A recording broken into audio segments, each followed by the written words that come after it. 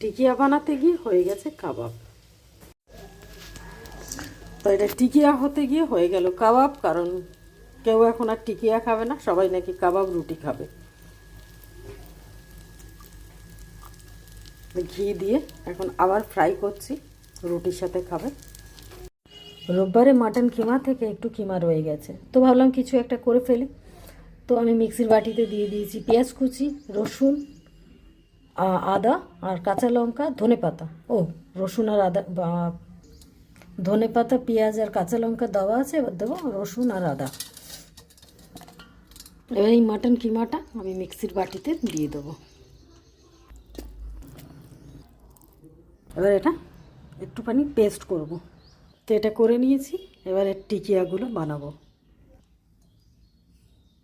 অল্প করে একটু ধনে গুঁড়ো, সামান্য একটু জিরে গুঁড়ো, গরম মশলার গুঁড়ো, লঙ্কা গুঁড়ো, স্বাদ অনুযায়ী নুন,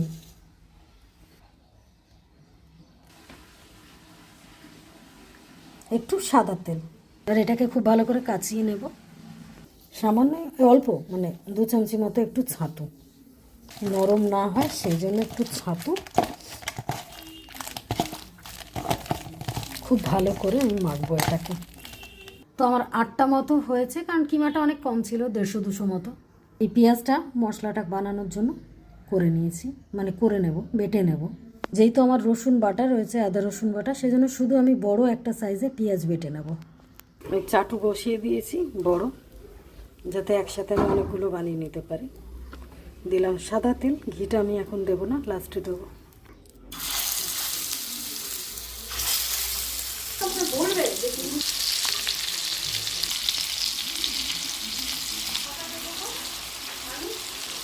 আজ বানানো হবে কাবাব,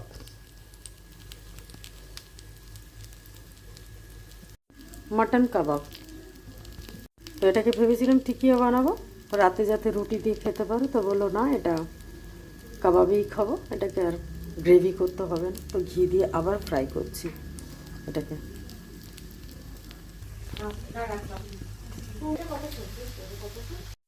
আমার হয়ে গেছে, এবার এগুলোকে তুলে সার্ভ করব।